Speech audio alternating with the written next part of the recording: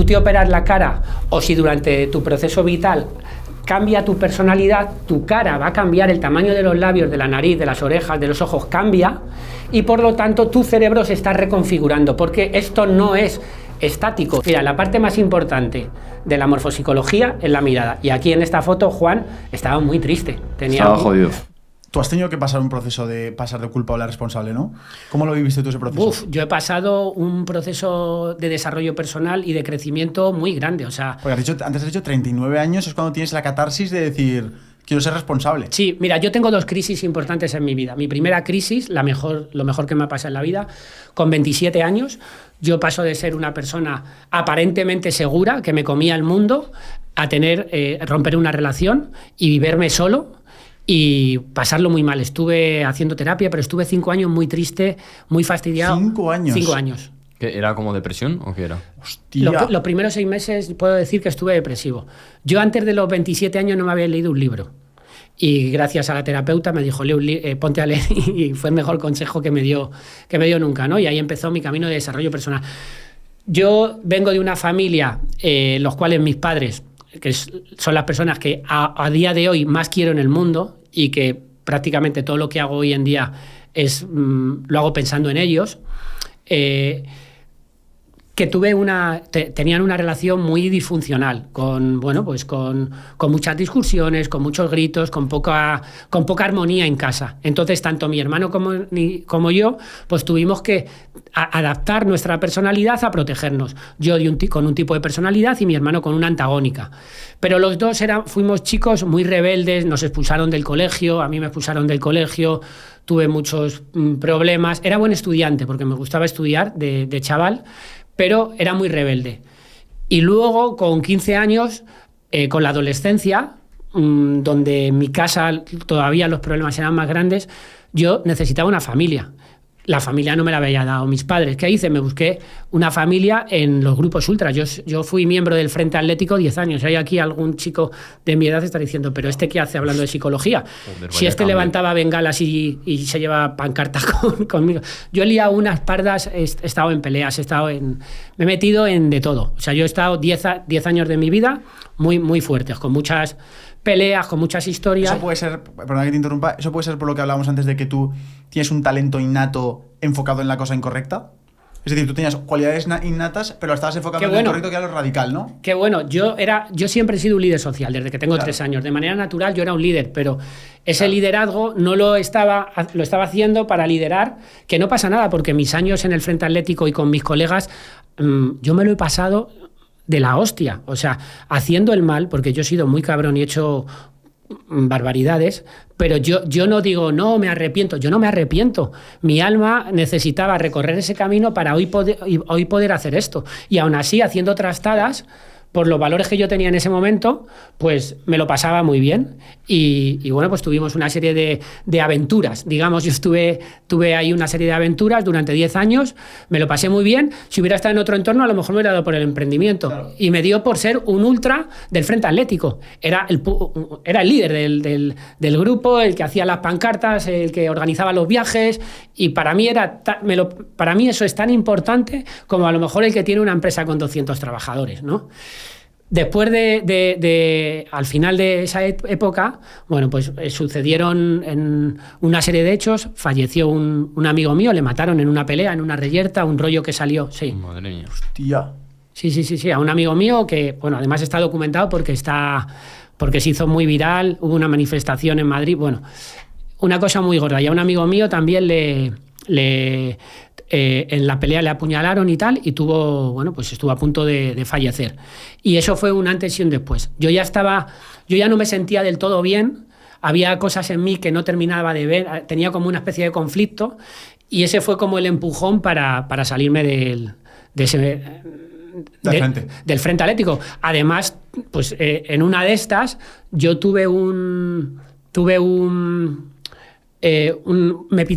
resumiendo, me pidieron 5 años de prisión por una pelea en la cual yo no estuve. Vale. Pero tuve que ir a juicio, tuve que demostrar mi inocencia, fue la puta hostia, ese fue el detonante y yo ya me salí de ahí. ¿Con cuántos años? Eso con 24, 25, vale. Yo me empecé a salir del Frente Atlético.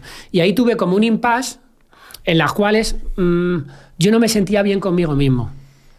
Necesitaba un cambio y yo mismo boicoteé mi propia relación. Entonces, bueno, rompimos la relación de pareja de la persona que estaba conmigo, que me dio mucho sostén y mucho apoyo, que fue muy importante para mí durante esos 8 años que estuve con ella, y me sentí solo y perdido. Yo me pensaba que era el puto amo y no, llorando, tal. Ahí empecé a conocerme, esa fue mi primera crisis. Y bueno, pues a partir de ahí empecé a leer libros que ahora están muy de moda, de Séneca, de estoicismo, empecé a leer muchísimos libros de desarrollo personal. Claro, que hace 25 años o 20 años eras un sectario, eras el último de la fila que se siente un poco... Bueno, mis amigos me dejaron de hablar, o sea, es normal cuando un hierbas. Claro, yo empecé a ser un poco un hierbas, sí. Y bueno, pues eso me empezó a desarrollar por otro sentido. Ahí estuve como un montón de años estudiando, siempre he tenido inquietudes haciendo deporte, pasándomelo bien. Yo he sido una persona de vivir muchas cosas intensamente, pero no había tenido inquietud hacia el emprendimiento hasta los 38, 39 años. Y ya en esa época, después de muchas cosas que no me voy a enrollar para no aburrir a la audiencia, a los 39 años me llegó la crisis de los 40, que es, vale, tengo un buen trabajo, gano dinero, estoy bien, me siento solo, me siento vacío, me siento mal, ¿qué pasa? Y ahí vino el catacroquet, otro catacroquet, y ahí empecé a buscar herramientas de autoconocimiento y llegaron la morfopsicología y el eneagrama. ¿Tocaste más fondo que con 27? No, porque ya era un hombre y ya tenía mucho bagaje y tenía un carácter muy construido. Esto simplemente era que yo estaba perdido. Vale. No. Lo otro estaba absolutamente... Cuando yo tengo la crisis de los 27 años, mi principal problema es que yo me odiaba a mí mismo. Vale. Yo había estado en peleas, había pegado a gente, había estado en historias, entonces... Y para mí eso era lo bueno. Yo había estado en grupos ultras y neonazis, o sea, hostia. Imagínate. Entonces, yo empiezo como... ¿Habéis visto la película American History sí, X? Sí, bueno, claro. Esa es la historia de mi vida. O sea, yo esa película no la puedo ver porque me pongo a llorar. Siempre que la veo, lloro. ¿Qué dices? ¿Tan identificado? Sí. Entonces, con el personaje, con el de Edward Norton. Entonces... Esa es la historia de mi vida. El pavo era buen tío, pero tenía unas creencias de mierda. El tío empieza a cambiar, ¿no? Y bueno, le meten en la cárcel, empieza a recibir nueva información y esa información le lleva a ser otra persona. El caso es que cuando yo empecé a hacer terapia, yo empecé a darme cuenta que todo lo que yo había hecho no estaba bien. Y entonces yo necesité un trabajo para volver a coger confianza y seguridad en mí mismo y empezar a quererme. Entonces yo hice ese trabajo y eso me dio sostén durante 15 años. Y a partir de ahí yo estuve haciendo mi trabajo de crecimiento personal, estuve estudiando luego 3 años, me fui a la universidad a estudiar antropología, que estuve 3 años, estuve estudiando también temas de desarrollo personal, muchas cosas. Yo no he dejado de estudiar, pero trabajaba en una empresa de comercial, me pagaban muy bien y no era ambicioso. Tenía tiempo para jugar al voleibol, o sea, bueno, disfruté mucho de la vida, pero sin ambición y sin un sentimiento de servicio hacia los demás.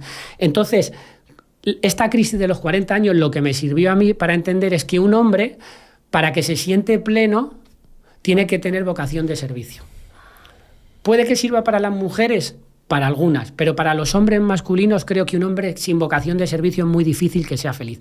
Ojo, que vocación de servicio es no tener una empresa con 200 trabajadores, puede ser servir a su familia, puede ser servir a sus amigos, puede ser una vocación de mejorar el entorno. Es la paradoja de que tú eres más feliz tú mismo cuando haces más feliz al lado.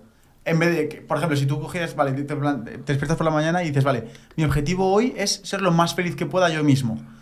Va a ser más efectivo si tú esa estrategia que haces para ser más feliz tú mismo, o sea, hacer feliz al de al lado, que tú hacer cosas que te gusten, como irte a tu sitio favorito, tomarte tu comida favorita. Es decir, eres más feliz sirviendo, ¿no? Que a mí eso me pasa muchas veces, cuando más trabajo o soy más productivo o algo que me ha parecido incómodo, pero me ha sentido que estoy inspirando a gente, al final del día me echo a la cama y digo, hoy soy más feliz que un día en el que me he tocado las narices. Que no te quepa ninguna duda, si eso lo dicen todas las personas que nos dedicamos a esto. Bueno. Lo que pasa que yo soy un ejemplo de que he llegado tarde a todo, pero lo he disfrutado mucho. Entonces, también que se quede este mensaje de que nunca es tarde. Tú puedes tener éxito con las mujeres, con el dinero, en el emprendimiento, con tu satisfacción personal con cualquier edad. Da igual, lo puedes hacer con 20, si lo haces con 20, joder, qué guay. O sea, con 22 años ya hubiera querido yo tener lo que tenéis vosotros. O sea, vosotros podéis ser un motor de cambio y un motor de motivación para la gente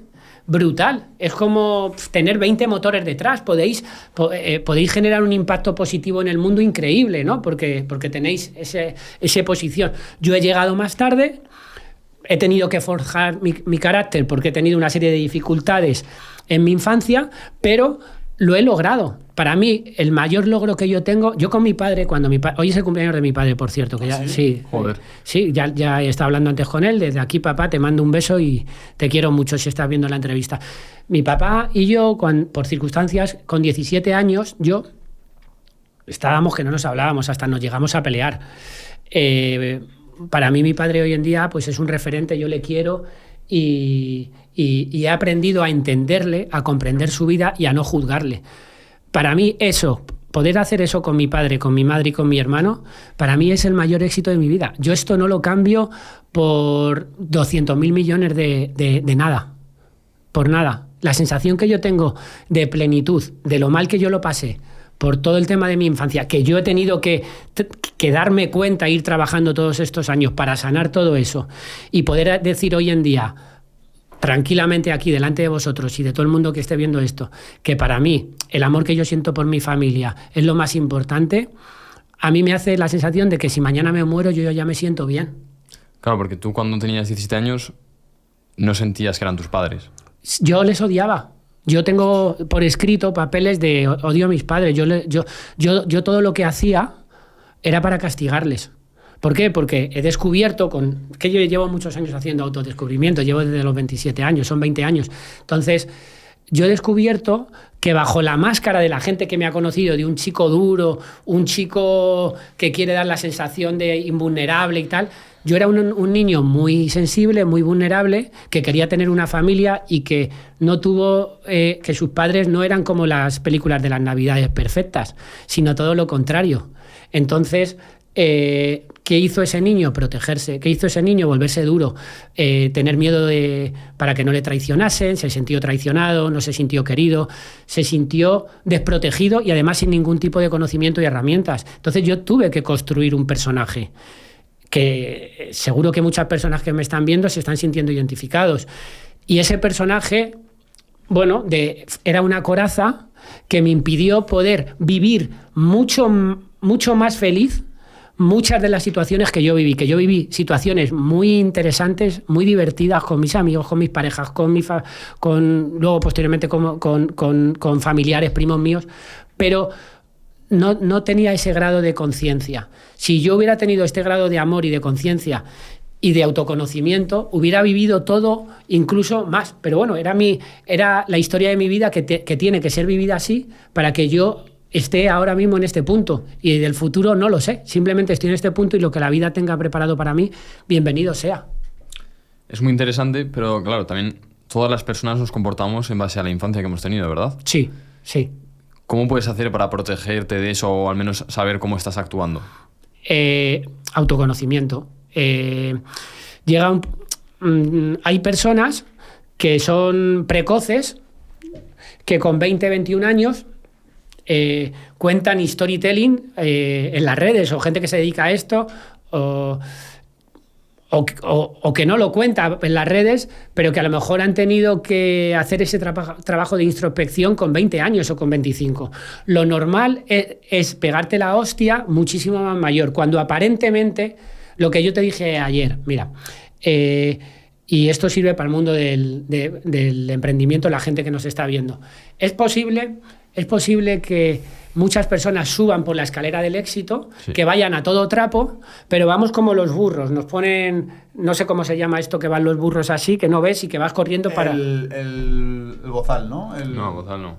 Bueno, igual sí, las ojeras que le ponen. Eso es, que se pone aquí para que el burro le pone la zanahoria y que vaya para adelante, ¿no? Entonces podemos ir por la escalera del éxito, que pensamos que es nuestro éxito, hacemos mucho esfuerzo, hay personas que no van a llegar a la azotea del piso, pero hay muchas personas que sí que llegan.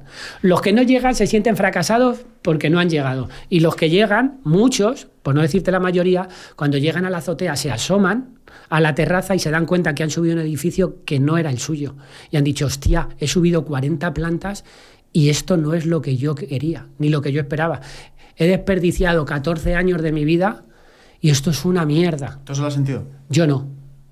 Yo no lo he sentido porque yo con 27 años tuve un ostión muy gordo, estuve 5 años hecho una puta mierda. Vale. Pero me refiero a gente que aparentemente tiene éxito con las mujeres, con los negocios, con el dinero y que no están siendo felices. Existen termómetros. ¿Cómo se puede saber esto?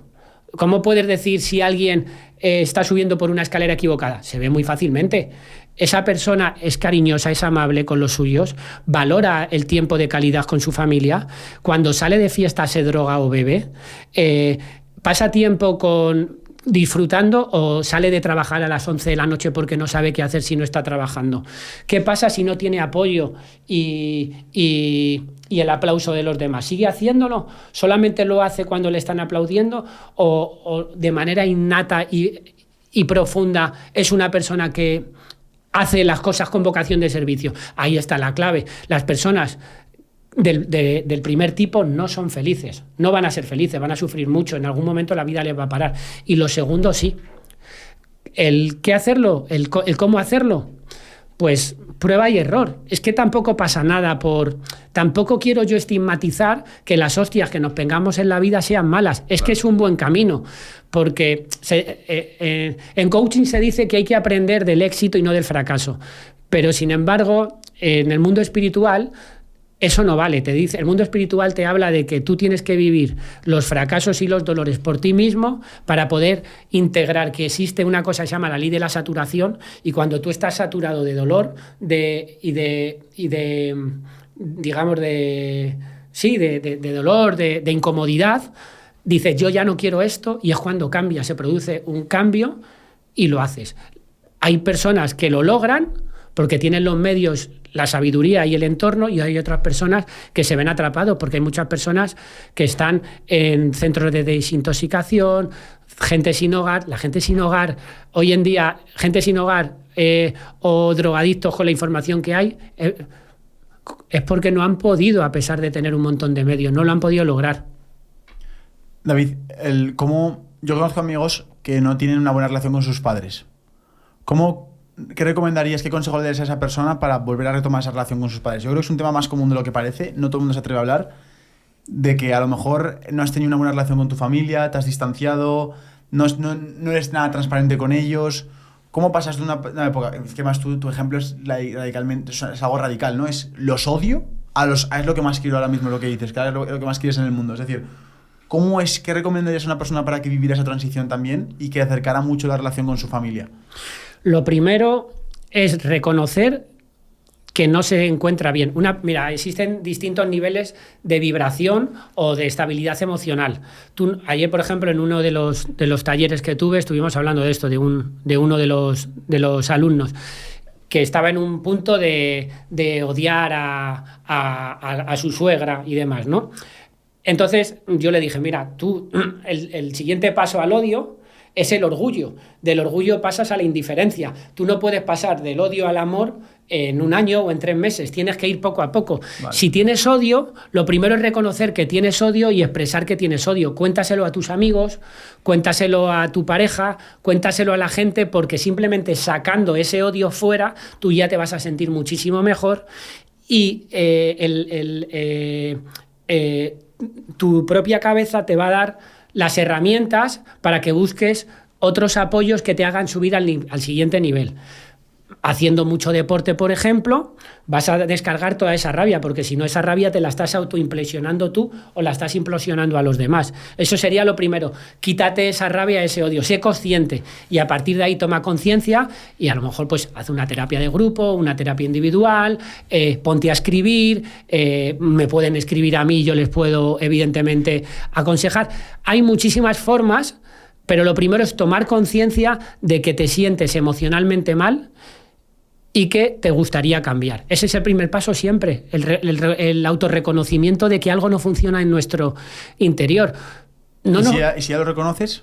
Si lo reconoces ya es muy... O sea, reconocerlo es muchísimo, porque la mayoría de las personas lo tapan con drogas, alcohol, videojuegos, pornografía, ese malestar. Pero si tú ya tienes la valentía, te va a ser relativamente fácil, porque vas a ir a buscar ayuda, vas a buscar personas, libros de autoconocimiento, libros de autoayuda, que te van a ayudar a hacer esa gestión emocional. Siendo un chico de 17 años o de 20, tú no vas a tener las herramientas suficientes para decirle a tus padres: papá, que quiero arreglar esto. O sea, si yo he tardado, y en eso creo que soy una persona que se me da muy bien esto, y he tardado 25 años... En atreverte a hablarles y decirles todo esto. Sí, más que... El problema no es atreverte, es que tú no vas a hablar hasta que tú no les ames. O sea, primero o que les odies un poco y que te atrevas a decirles: oye, mira, papá o mamá, yo me siento decepcionado, siento que no me habéis querido, siento que me he sentido juzgado por vosotros, no me he sentido apoyado, me gustaría arreglar esto porque tengo un malestar interior. Ya te digo yo que eso es muy difícil que una persona que esté en ese punto lo pueda decir. Lo normal es que vaya a necesitar ayuda, que necesite algún tipo de profesional que le pueda ayudar. Mi recomendación es, primero, que lo cuente a los amigos, a su pareja, y que luego, una vez que esté un poco más calmado, con tranquilidad, busque una ayuda y un apoyo terapéutico, que hoy en día hay muchísimos profesionales que van a poder ayudar en eso. Pero habrá un punto en el que tocará la conversación incómoda. La conversación incómoda, claro, hay un punto en el que tiene que aparecer. Pero la conversación incómoda tú la haces cuando tú ya tienes musculatura emocional, cuando has desarrollado esas skills. A lo mejor llevas un tiempo que has escrito. Imagínate que tú tienes mucho odio a tus padres. No puedes ir a decir eso porque te vas a pegar, que es lo que me pasaba a mí. Yo no le decía a mis padres: tengo odio, pero decía: eres un cabrón porque has hecho esto, tal. Yo ni me conocía, iba en piloto automático. Pero si tú tienes un malestar interno es porque o no te has sentido querido, o te has sentido juzgado, o te has sentido de menos. Has tenido algún tipo de complejo de inferioridad, que a lo mejor no es por tus padres, es por otras cosas. Pero cada problema necesita un tipo de solución. Pero si tú tienes algún tipo de esos problemas que se te han quedado como heridas de la infancia, vas a necesitar ayuda, porque con un terapeuta, por muy simple que sea el terapeuta y que te apoye, te va a decir, ¿qué es lo que hace un terapeuta? Te va a decir: escribe tus emociones en un diario, o manda una carta a tus padres, y mandas una carta a tus padres, pero en vez de dársela, se la mandas al buzón. Al final se trata de que tú emocionalmente puedas ir haciendo el trabajo emocional, de irte descargando, quitándote esa presión, esa tensión, hasta que empieces a ver ya no te ves como una víctima, sino que te ves que tú también puedes hacer cosas, y empiezas a subir tu nivel de conciencia, pasas a la neutralidad, luego te das cuenta de que tus padres no te odian, simplemente que ellos no han sabido amarte porque probablemente tus abuelos tampoco les hubieran amar a ellos. Es una cadena, y cuando tú tienes esa fortaleza interna dices: vale, voy a ser una figura de transición. Ahora lo que voy a hacer es que yo le voy a dar a mis padres el amor que ellos no me han sabido dar, y además no se lo voy a cobrar, lo voy a hacer de manera encantado. Amor incondicional. Amor incondicional. Pero requiere de mucho trabajo y de tiempo. O sea, no vamos a vender que esto es fácil, pero todo el mundo necesita en algún momento de su vida sanar este tipo de cosas. Sí. Yo lo que veo es que en los talleres normalmente es gente de 40, 50 años la que va a estos sitios. Yo empecé a ir a estos talleres a partir de los 40, que es cuando la gente suele tener la crisis de los 40, hombres y mujeres. Con 25 o 30 años es más difícil que la gente haga eso, pero conozco gente de sexualidad consciente, de espiritualidad, de autoconocimiento, que tienen la edad que tenéis vosotros y sí lo hacen. ¿Por qué? Porque para bien o para mal, los chicos de hoy en día evolucionáis tan rápido, tenéis acceso a tanta información, que hoy en día sí se puede sanar con 23 años o con 25 la infancia, y tomar tu vida el toro por los cuernos con esa edad, porque hay una conciencia alta en muchos de vosotros. Igual que con 23 años una persona puede ser emprendedor, y hace 40 años no. Para lo bueno y para lo malo existe la información, las herramientas y las posibilidades de ir más rápido. Pero ¿hasta qué punto llegas a sanar si luego todas tus acciones son en base a tu pasado? ¿Es en base a lo que te ha marcado de pequeño? No, porque tú, una vez que tú tomas conciencia, esto es como lo de la morfopsicología. Si una persona es muy perfeccionista y yo le digo a una persona en una consulta, es que tu tendencia natural es ser perfeccionista, la persona no va a dejar de ser perfeccionista, pero ya sabe que es muy perfeccionista y cada vez que se pille con las manos en la masa siendo perfeccionista, de manera consciente, pasa. Esto es como la escalera del aprendizaje. Tenemos primero la incompetencia inconsciente. No sé que no sé. La siguiente, incompetencia consciente. Sé que no tengo ni puta idea, que no sé lo que me... Sé que algo tengo que saber, pero no sé qué es. Luego pasas a la competencia... inconsciente. No, consciente. Es decir, competencia consciente es voy a hacer de manera natural, o sea, forzada, me doy cuenta de que quiero aprender esa habilidad o ese hábito.